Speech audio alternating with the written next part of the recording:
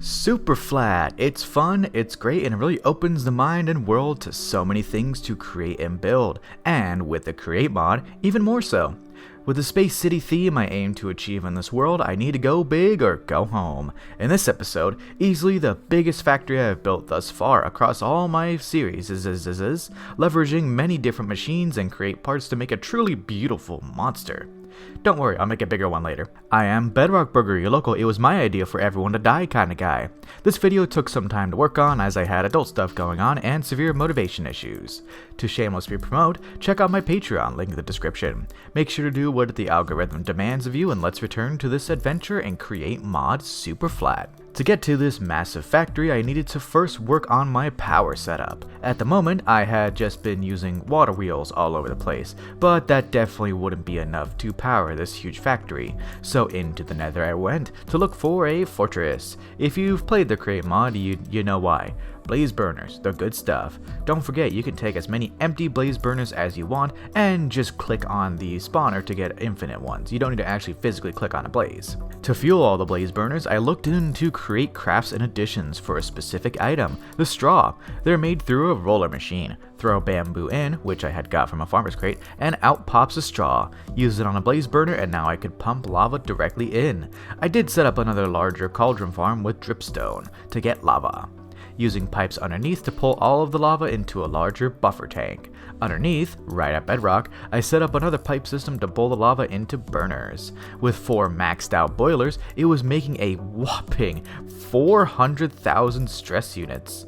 Not bad, but I can do better later. Power now all sorted, time to make the big factory. But what kind of factory? Well, by the title you already know what it is, but I'll say it anyways just to pad out runtime. The big factory for this episode is a massive concrete factory, making every color of concrete in a very efficient way. In my testing, it made over 1,000 of each in an hour, which is a pretty good start. I placed a schematic, and I could already tell something was up, but I wouldn't really see the extent of it until it was fully printed. Material list in hand, it actually wasn't too bad, only 4 pages, with the main problem being a whopping 199 gearboxes. Way too many, but fortunately achievable. A lot of villager trading ahead of me. I'll be setting up auto factories for a lot of stuff before making the next big factory, that's for sure. I say that, but I'm already working on the next big factory. After a lot of time and a few hundred emeralds traded, I had all the materials ready to shoot. I just needed the gunpowder, but fortunately I could craft it with blaze powder and a couple of other things. So now, roll the montage. See if you can spot where things go wrong.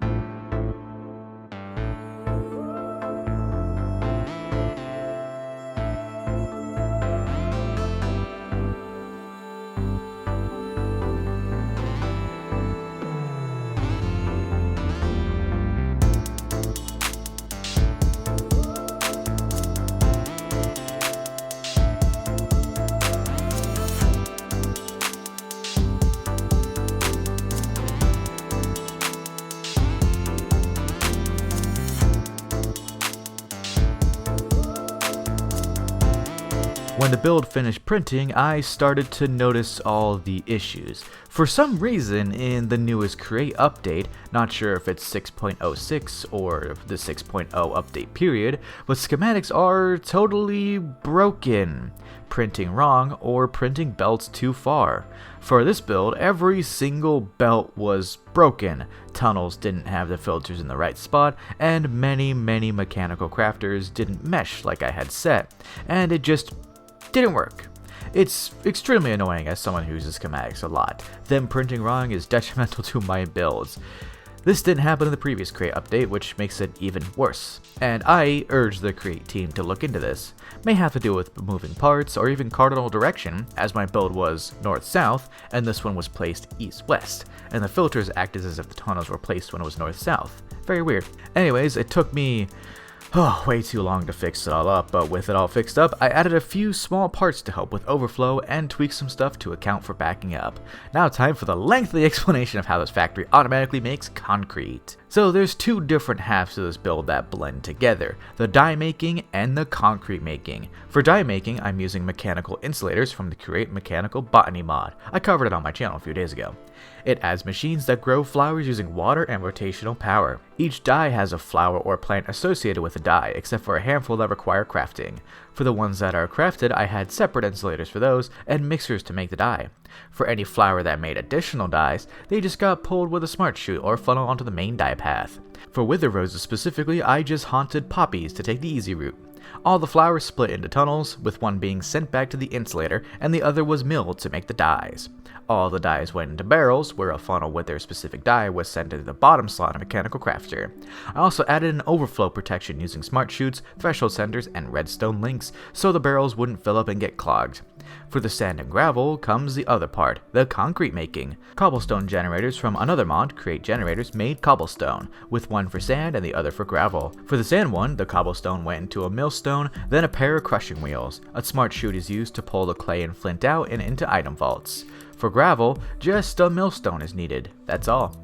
The dye, sand, and gravel went into a 3x3 mechanical crafter and it auto-crafted the concrete powder. Since mechanical crafters output into any inventory, I used an item vault on the bottom. That way, on the bottom of the item vault, I can set smart chutes to output a specific number. So I decided to split it into 6 and 2. 6 to be washed into solid concrete and 2 left over for powder, just in case I need it. Variety is good. The 6 were washed under quite a number of fans with water, as I needed fans for every concrete type. And at the end, barrels with funnels that only accepted solid concrete just in case. To round it all out, I have belts with more funnels on them, so that way the colors can be sorted too. I have storage drawers in my pack, so I'm using 1x2 drawers, one slot for powder and the other for the solid concrete. This machine is massive, but fortunately only took 100,000 stress units, a fourth of what I was making, which was very nice. I then decided to decorate around my big contraption, adding copper railings and walkways to match the pipes and tanks. Easily the finest contraption I have constructed, and my work will only go up from here when I make a glass one, which will be the next episode. Now the question, what about the schematic for this factory? Well, they're still bugged, so until I figure out a method to ensure it isn't totally broken, like when my cannon shot it out, I won't be able to provide the schematic. So for now, it's my secret, mwahahaha. I'll try to have it available when schematics are fixed on my Patreon, and since this is a massive factory, it'll be locked behind my $5 tier, hehehe. With all this, we wrap up this episode. A truly insane build compared to what I've made thus far, combining multiple mods together to make something beautiful and efficient. Thank you all for coming and watching. Until next time, Bedrock Burger, out.